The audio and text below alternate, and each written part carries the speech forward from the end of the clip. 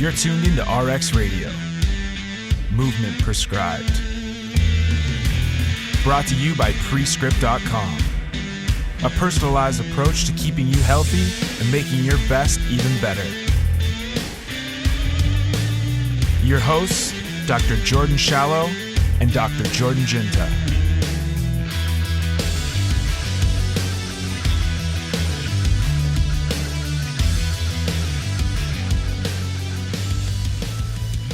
What's up, guys? Welcome back to another week of RX'D Radio. This week I had the pleasure of sitting down and talking to Kevin Doherty of Hassle Free Barbell Club here in San Francisco, California.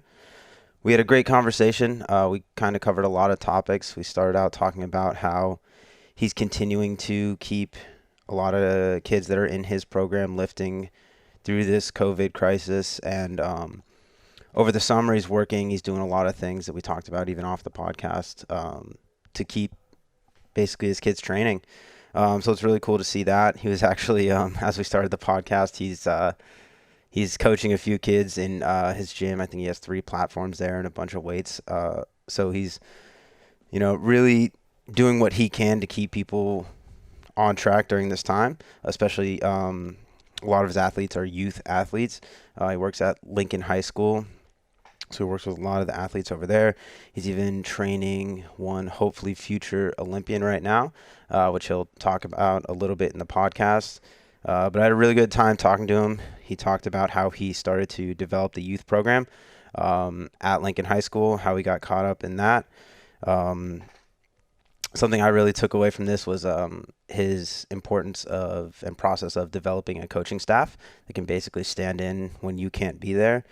And just how he had the opportunity to work with some of our country's Olympians, and he's forming future Olympians right now. He's worked with a ton of youth world athletes, so people competing at the world level. So he's done a lot for the weightlifting community and the weightlifting youth community specifically.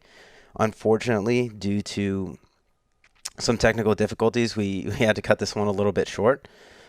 So hopefully this is something that we can get him back on maybe a little bit later for a part 2, but we'll have his information in the show notes if you guys want to reach out, if you have any more questions for him, or if you want to reach out to me next time I talk to him. Maybe we can get a little bit more done about more specifics of his youth program and how he trains his youth athletes. But I hope you guys enjoy this one. I really enjoyed it. Before we get into it, just make sure that you guys are checking out Prescript.com. We have a new class of the Prescript Level 1 starting in August. So that one's going to be our biggest class yet. So it's filling up pretty quickly. So make sure you guys get in on that. If you're interested, we have the RX programming out now. So make sure you guys check that out. Put your email in the newsletter so that you can stay up to date on all of our newest announcements. But let's get into this podcast with Kevin. Yeah, so it's kind of been it's been good for my kids to see these other kids because my little guy's lifting. He's 4, and my daughter's 7. So I'm taking him to the skate park today, and it's kind of crazy today because I was in the locker room this morning. So usually I'm home all morning. Well, at least I have been, but I'm in the locker room like clearing out all the stuff. The kids are coming in by grade, and it's like everything gets pushed back. So we have a Zoom channel for our weightlifting team. So I'm like, guys, I'm not going to be on. So I have another Zoom, and then I want to take my son out. And I didn't tell these guys that the workouts are canceled. They're like walking in. There's all these big Tongan boys in the neighborhood. They're all in East Palo Alto, and I have 3 platforms in the gym, and I did a bunch of work to like get the cement flat, and so there's a rack, there's a big Usaka comp platform, and then there's a platform behind it. Nice. So there could be 3 bars going on at the same time. Yeah, so they're all football guys. They're all like sophomores in high school. They're coming over to train. They don't go to my school, but they're Tongan. So the minute they found out that we have Tongan kids, and we have a Tongan girl that's trying to go to the Olympics, It's like street cred. So awesome. Well, that's good that you're keeping them lifting in this time. Yeah, Zoom really helps. You know, I'm like, if there's one thing that we can pivot, right, which is you're going to have an online capability as well as an in-person capability, whether you're me or you. Like, Yeah. and if, you know, I got kids lifting in the parking lot. That means they want it. Not all weightlifters. Like right before I talked to you, the girl that's at Princeton throwing the discus, she put herself in the transfer portal so that she can get legal and non-NCAA violation contact about grad school. So one of my guys from Santa Clara, actually, this guy, me and Nick Farr, went to like Santa Clara High. He's the head throws coach at USNC. He's like, what's the deal? I'm like, dude, this girl's snatching 60 kilos in the parking lot. Like, she's not a weightlifter. And she has weights, and she's in the parking lot every day working out. And she's following the weightlifter Google Doc. So she's a college kid who's at Princeton, following a Google Doc, lifting in the inner city in a parking lot. It's Like, fantastic. you tell me, you know, like, yeah. Yeah. That shows you who wants it, who wants to get the improvements. Yeah. Awesome. So, anywho. Yeah, cool. So that's kind of exactly why I wanted to talk to you specifically today, is I want to bring you on and kind of talk about how you got involved with Lincoln High School Hassle Free Barbell Club and training the amount of youth and younger athletes that you do, and doing so well and being so successful with it. So I guess my first question is, how did you get started into the youth training? So I think I got really lucky. I was 21, you know, like right out of college, and I was helping at my old high school teaching. A job became open, geometry and advanced algebra. And I had finished Davis earlier. I knew I wanted to teach, and I was good at it. I just knew I was good at it because I was like, I taught how I coached, how I played. Like, this is what we're doing, boom, boom, boom. And they're motivated kids, nice kids, probably really happy to have like a 21-year-old teacher that's knows geometry and advanced algebra. You know, it was the funnest time I ever had in the classroom. It's more fun than weightlifting class. It was just the time in my life, the time in their life.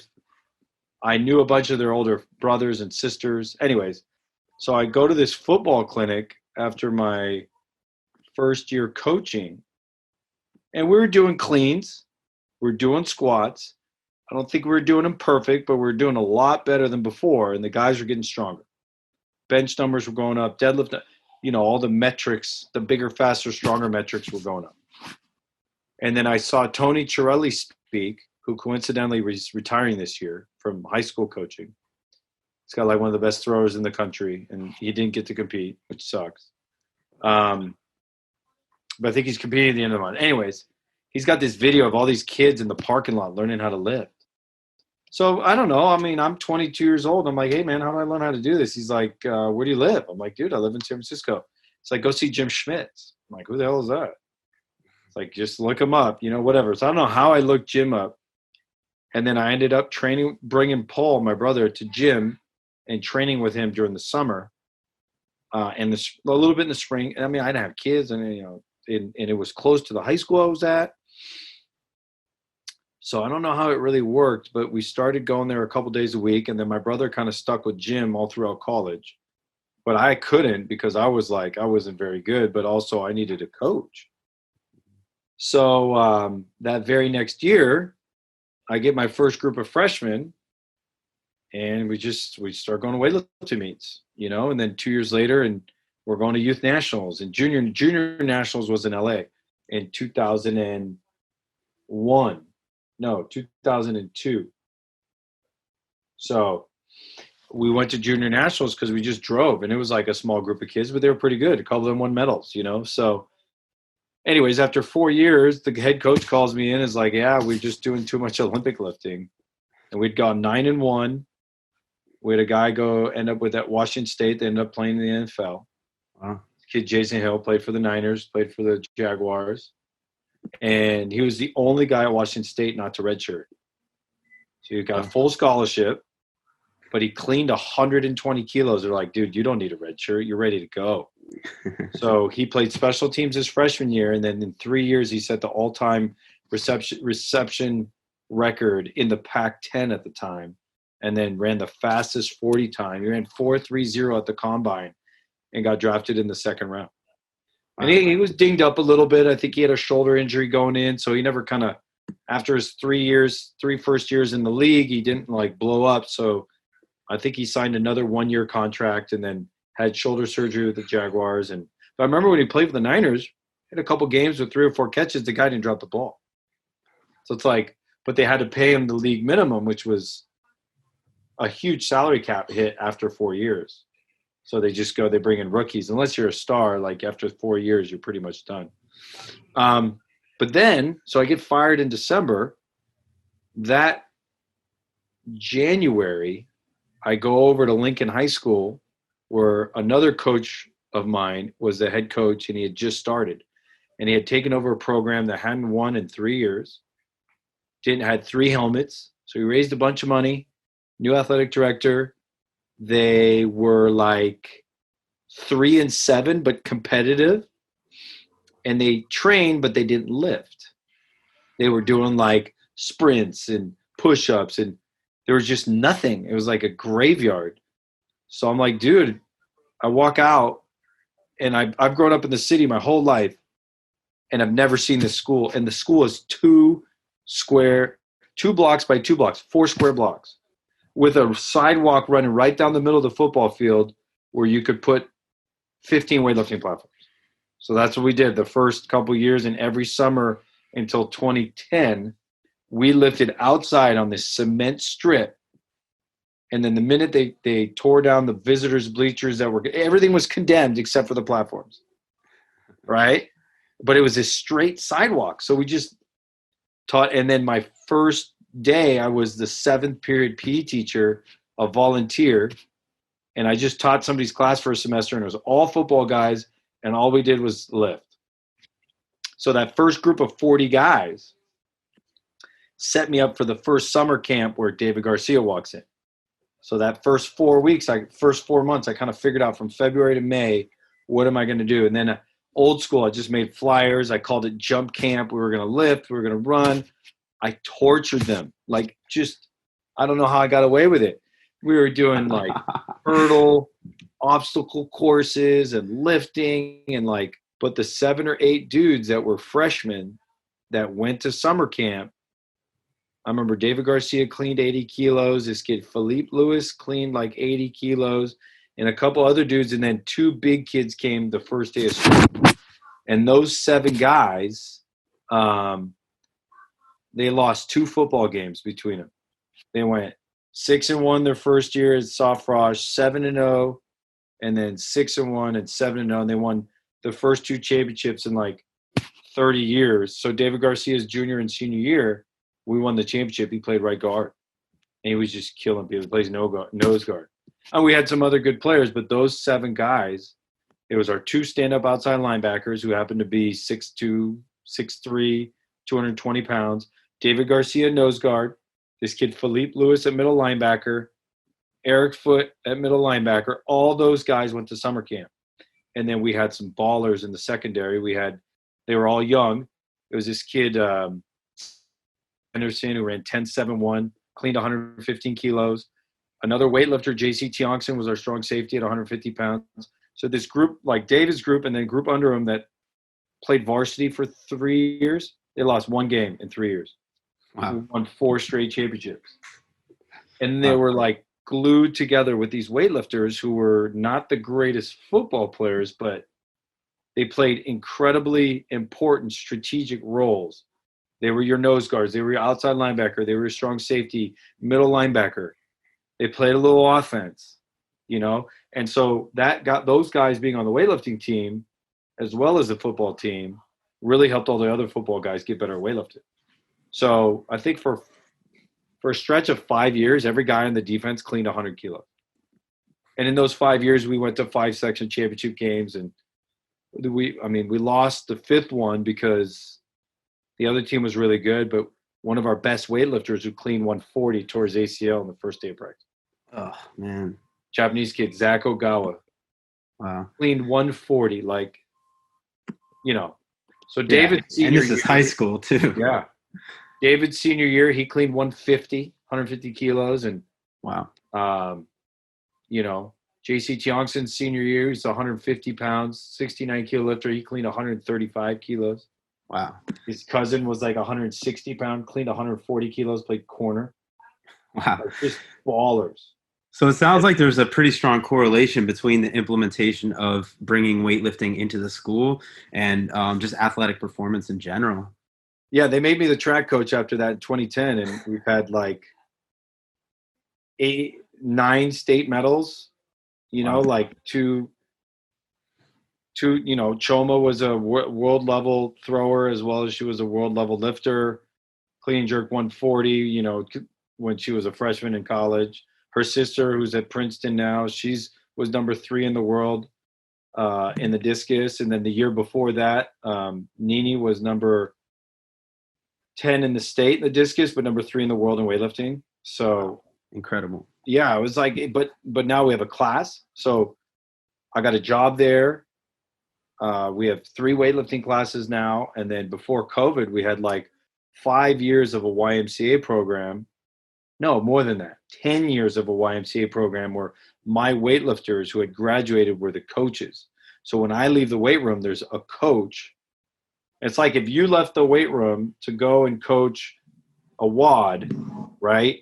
But every time you left the weight room, you left it with somebody who you had coached, who was a CrossFit level 2 and who had been to regionals.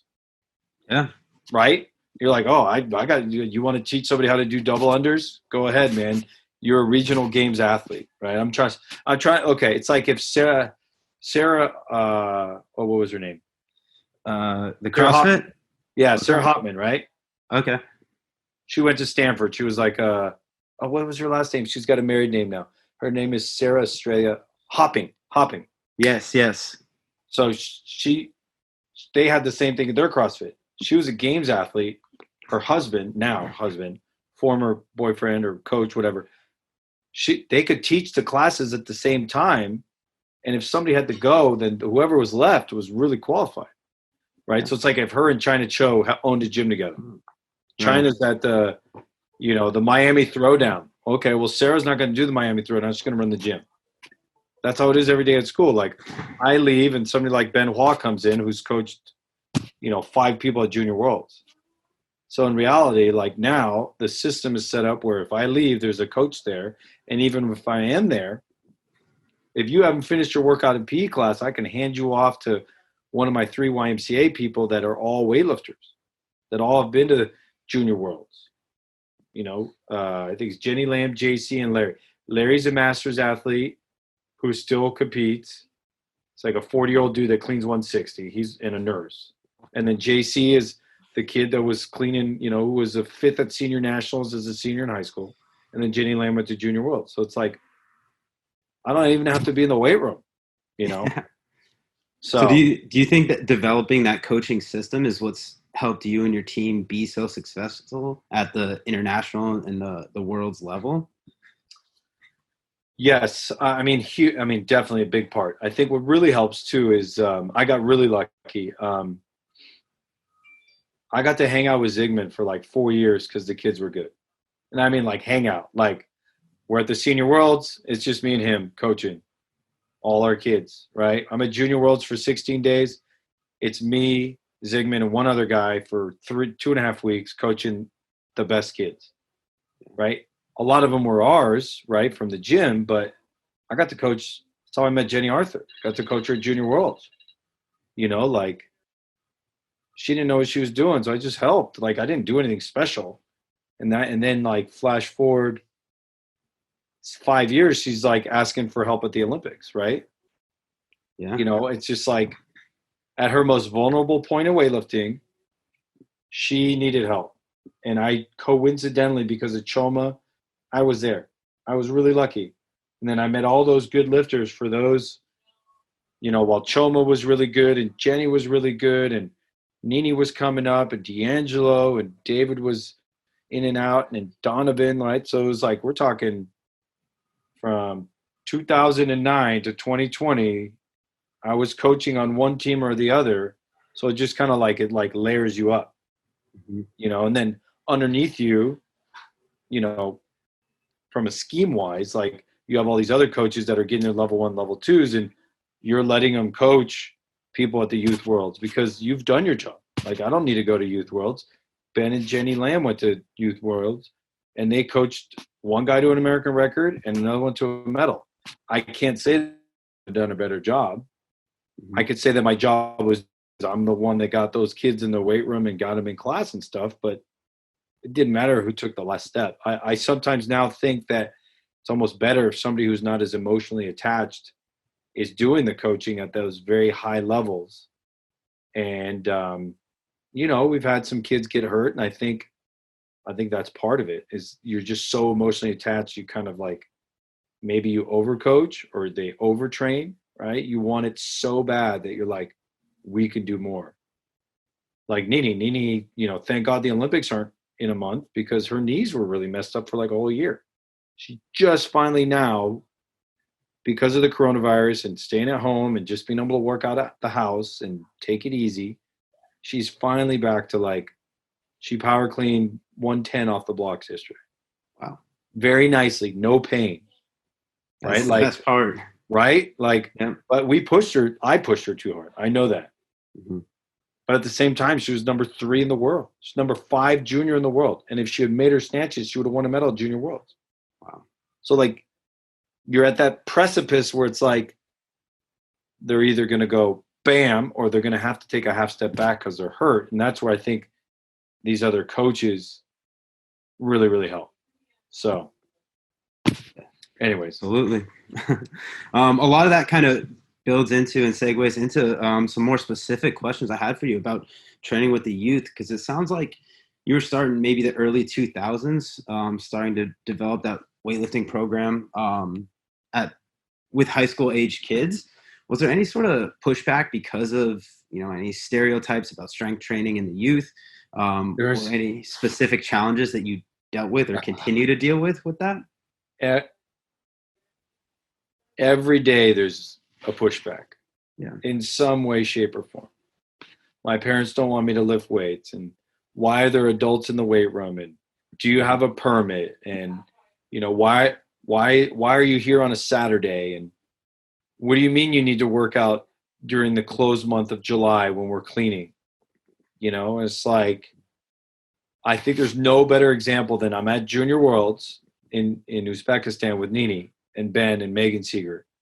So I'm helping a pretty well-off suburban Caucasian former gymnast and a Tongan super heavyweight in opposite weight classes, right? One's a lightweight, one's a 48, one's a plus, and then Nini's a Tongan girl from a public housing project. And I get a phone call while I'm in Uzbekistan about what's going on with your permit. One of your coaches was like not nice to the custodian. Check the gym. Could you check the gym, please? And I'm like, I got into a big argument with my assistant principal.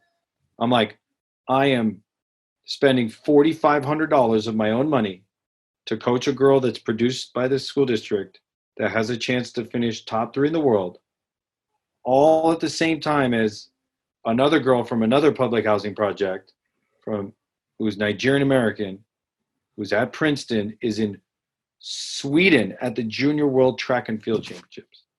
So you tell me what I'm doing wrong because one of my coaches wasn't nice to the custodian, and you tell me about all the privilege that I have. Like, yes, I get it. I have a lot of privilege. I have the privilege of working with these kids.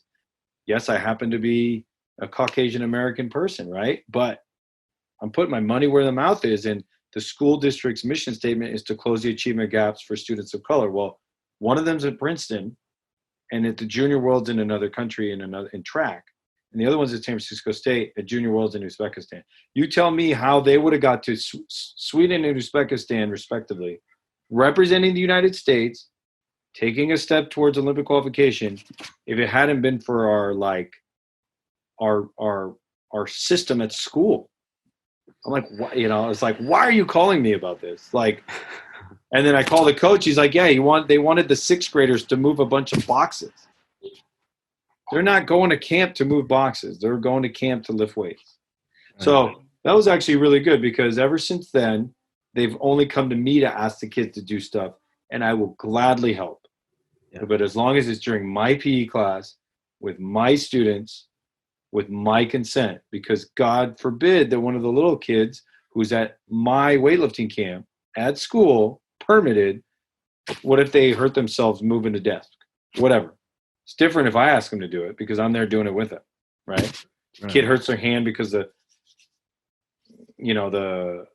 plywood fell on their finger when they were setting up the weightlifting platform. Well, it's different because I'm there. So, but there's constant pushback. Yeah. Mostly now it's on the legality of the permit that spans a huge chunk of time at school and has outsiders coming onto school grant. So that's always up to even this Christmas where I told them to not be on a Saturday and somebody made a mistake and I was in Canada and I had to make a million phone calls to tell them to get out of the weight room. So I think that's the big challenge moving forward with COVID-19, right? I'm not even going to try to get a permit when we get back to school. Just want to smooth back in, which is why while these remote setups are really important, how am I going to service the kids that have been coming who now need a remote setup and who need coaching? How are they going to get coaching from me? What are we going to do a time? We're going to do a Zoom 3 days a week with some of the coaches, right? Are they going to Zoom in? They're going to keep working. They all know how to lift, but as you well know, if somebody knows how to do a box jump, doesn't mean they're doing it right. Somebody's doing a kipping pull-up, doesn't mean they're doing it right. You know, somebody doing a snatch balance doesn't mean they're doing it right. So, so yeah, that's the pushback. But I think, you know, in retrospect, I have a ton of pull. I'm able to loan all this equipment out because it's mine and the PE department, and that I'm a member of the PE department. Yeah. So there's a tremendous amount of privilege there, but you know, I think some of the kids take it for granted because they can just roll into sixth period and lift some weights. Yeah, absolutely. That's kind of a luxury, especially from a lot of people that are coming into weightlifting now. Most people, it seems like, get into it later in life because they didn't have the exposure to it earlier on. Yeah. Myself included. Yeah. When did you start lifting? I actually started through strength and conditioning through a wrestling program in high school. Okay. It was more kind of powerlifting based. We did cleans. We didn't snatch or do any jerks. So it's kind of what you might expect from a typical high school strength and conditioning program, or maybe what some of the football programs look like. But then it wasn't until I was actually in college I started to get into CrossFit in the off season for wrestling, and that's how I got introduced to the snatch. Oh wow! Where'd you go to high school and college? So I'm from Pennsylvania originally. So okay, so you're from Wrestletown, USA. Exactly. Yeah. So our wrestling meets were bigger than our football games. Yeah. So, that's what Dane Miller keeps telling me. Yeah. Yeah. Exactly. Yeah. That's Pennsylvania. And then did you go to college in Pennsylvania? Yeah, a D3 school, King's College. I did a little bit of wrestling. Oh, that's cool. My buddy Chad Shapiro went to a Division III school. I don't know if it was in Pennsylvania or Iowa, but he was a badass coach because he was a good little Division III wrestler, because there's a ton of schools out there that can get you some money because wrestling's so big. Yeah, exactly. That's such reach, you know. So it's kind of like junior college football out here. Yeah. Like you could be a really good high school player, but there's nowhere to play, so you just go play junior college, and then the junior colleges are playing some great football. Yeah, absolutely. So, like Foothill Junior College, some years they're like, they got guys that are, you know, just as good as the guys at San Jose State or Stanford or Berkeley, and they just don't have grades, or they just didn't get noticed in high school, right? Yeah, awesome. Yeah, kind of. I have plenty more questions about the youth athletes too, and I got about 6 minutes. All right. If you still have questions, we can connect next week. All right, I would love to do that. So that's where we had to leave off with Kevin. He had to run off the podcast. But if you guys have any more questions for me, for him, you guys can find his information below. You guys know where to find me. You can hit me on Instagram. You can send me an email. But thanks for listening, guys.